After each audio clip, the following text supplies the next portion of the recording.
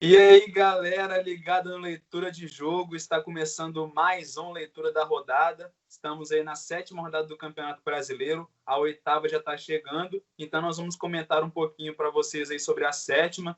Hoje eu estou aqui com o Guilherme Barcelos. E aí, Greg, e aí, pessoal? Vamos que vamos, rodada do Brasileirão pegando fogo e a gente vem para comentar aí para a galera. Isso aí. Começando então com o Ceará e Fortaleza, ficou 1-0, gol do Vina. Vinícius marcou aí para o Fortaleza. Eu acho muito interessante esse estilo de jogo das duas equipes, aliás, mas o Guto Ferreira tem mostrado um bom papel ali na equipe do Fortaleza, né? Taticamente, tenho gostado bastante, tenho achado muito interessante esse estilo de jogo do Fortaleza. E o Rogério Ceni também, que tem um plano de jogo muito bom, mas aí chega a sua terceira derrota, aliás, no Campeonato Brasileiro. Sim, Greg, e vale destacar que mais um clássico rei aí, né? Das duas equipes do Ceará e uma vitória importante do Ceará, como você disse, o Ceará que está bem na classificação, último colocado, ou seja, está se mantendo ali acima da metade de cima da tabela, né? Ou seja, está fazendo um campeonato muito interessante, enquanto o Fortaleza não teve uma partida muito consistente, não conseguiu criar tantas chances, mas ainda assim tá bem classificado no Brasileirão, ali em 10º colocado também, uma posição assim razoável para essa equipe boa do Rogério Ceni. É isso aí, são duas equipes que prometem bastante ainda nessa temporada do Brasileirão. E é claro, a gente vai estar sempre de olho no que apresenta a equipe do Fortaleza e do Ceará.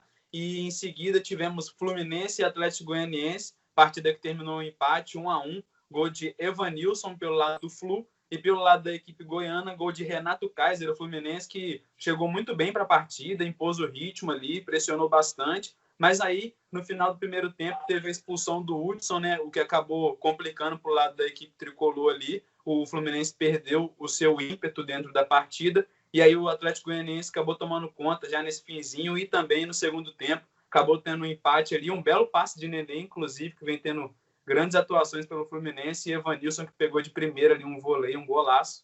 Mas acabou o Atlético Goianiense tomando conta ali no segundo tempo e empatando a partida.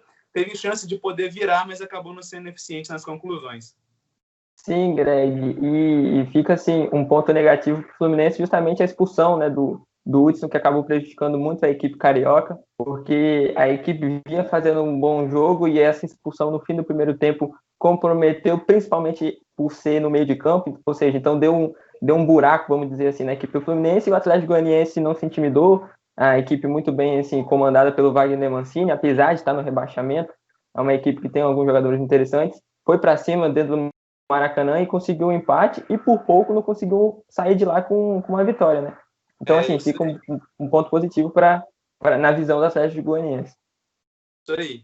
Depois tivemos Goiás e Corinthians, 2-1 para o Corinthians, que jogou fora de casa, gol de Vinícius pelo lado do Goiás, e já pelo lado do Corinthians, um gol contra do zagueiro Fábio Sanches, e um gol de Danilo Avelar no finalzinho, que salvou a pele ali do Thiago Nunes, né, que está bastante pressionado. O Danilo Avelar, que se posicionou muito bem ali também para a cabeçada. O Corinthians, que não está tão equilibrado assim no campeonato, está meio perambulando por ali, não tem apresentado um bom futebol ainda, mas se espera muito do Thiago Nunes, né, Guilherme?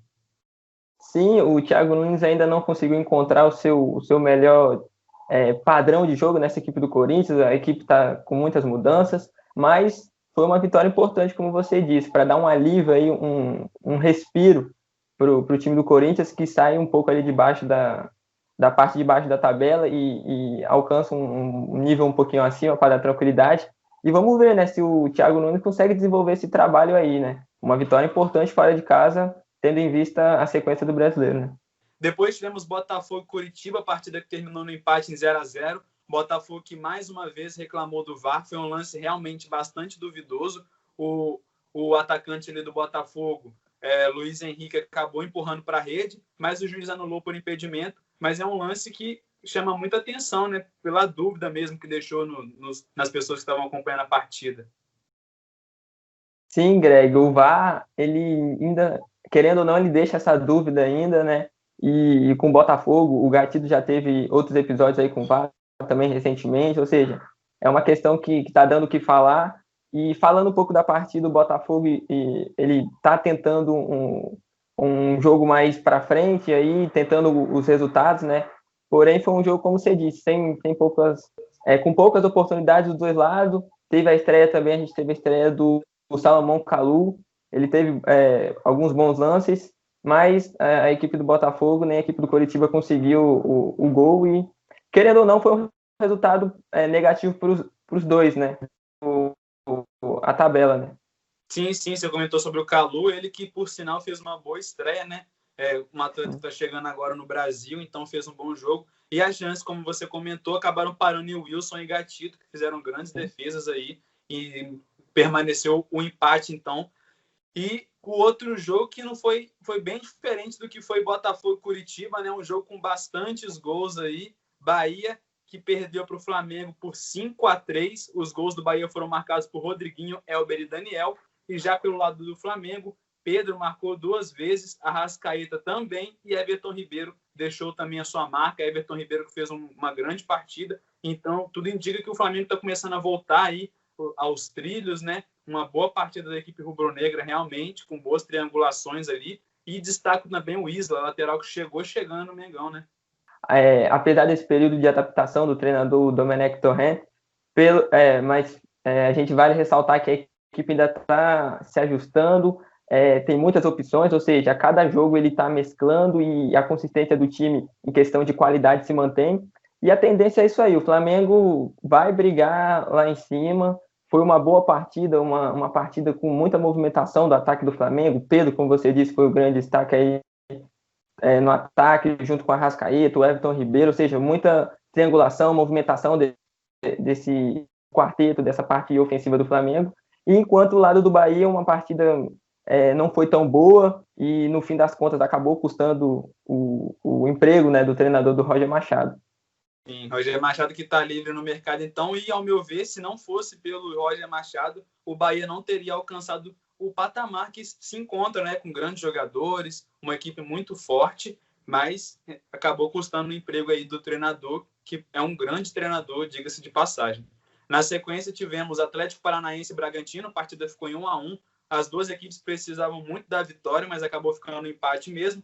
Pelo lado do Atlético Paranaense, gol de Geovânio, e pelo lado do Bragantino, Claudinho, que vem tendo excelentes atuações ali no meio campo do Bragantino. Ele é um articulador ali da equipe, vem dando assistência, fazendo gols. Fez um golaço, inclusive, de cobertura ali, mas acabou ficando no empate. O Atlético que precisa reencontrar, né, o bom futebol que apresentou nos últimos anos.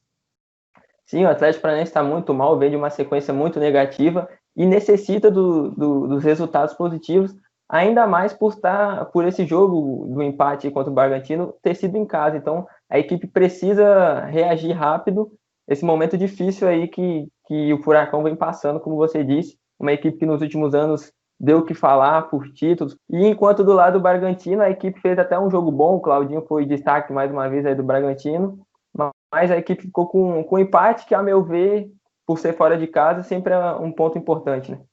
Isso aí.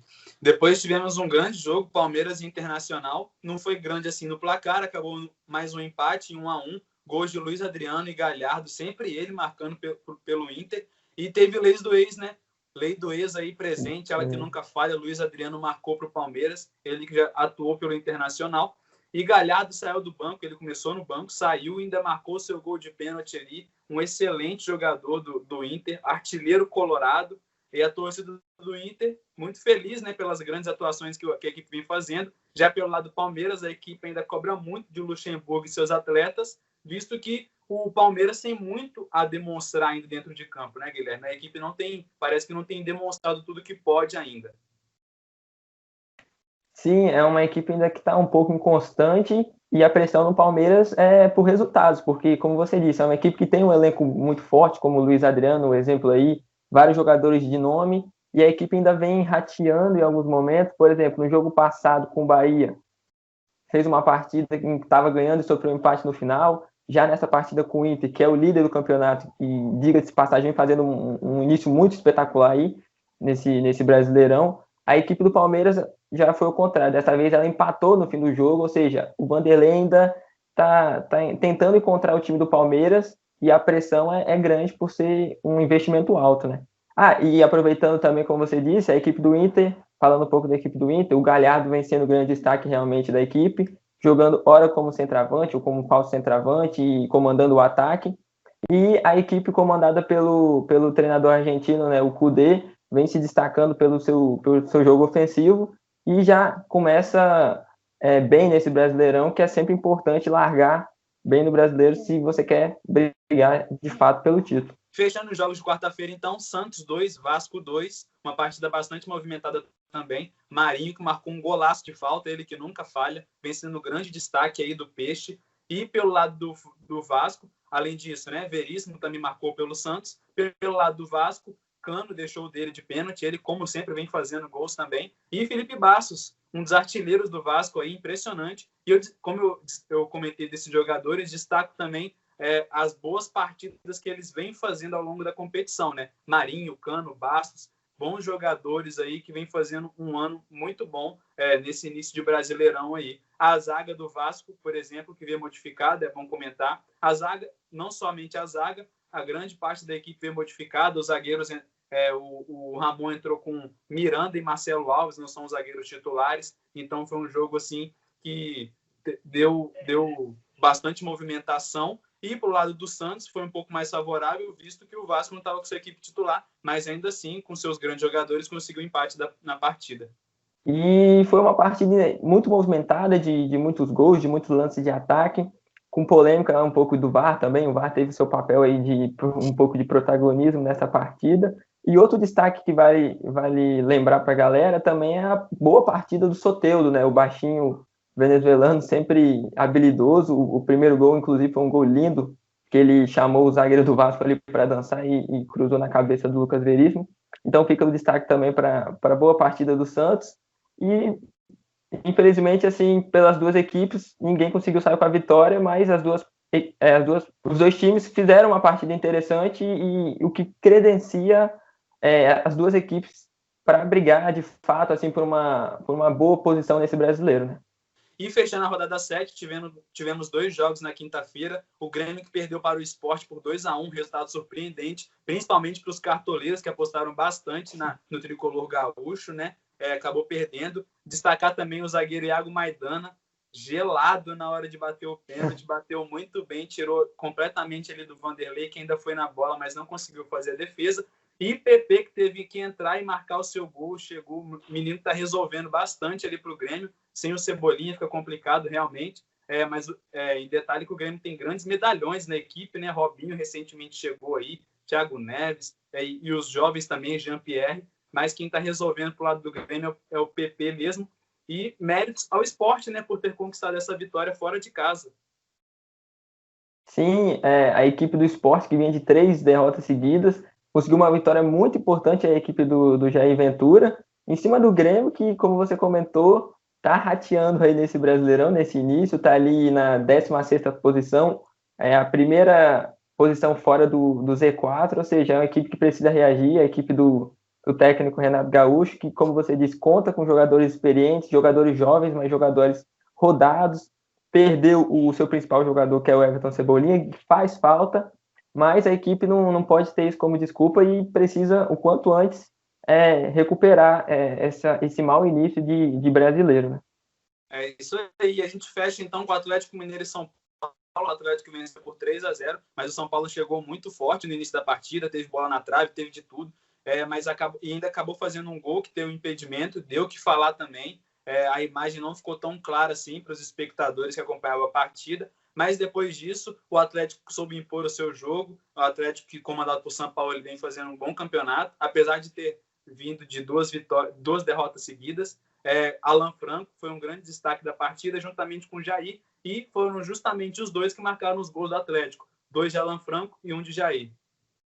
Sim, como você disse, a equipe do Atlético, que vem de 2 derrotas, conseguiu uma vitória importante jogando em casa, o que já dá uma subida aí para a equipe mineira na classificação, enquanto o São Paulo, que vinha de 3 vitórias seguidas, acabou perdendo aí, teve essa questão polêmica do gol ali anulado do Luciano pelo VAR, mas o que não apaga a grande partida do Atlético Mineiro e uma vitória importantíssima. É isso aí, pessoal. Essa foi a rodada 7. Ficamos por aqui com mais um leitor da rodada. Agradeço o Guilherme Barcelos por ter participado. Valeu, Greg. Valeu, pessoal. Tamo junto. É isso aí, galera. Valeu, até a próxima.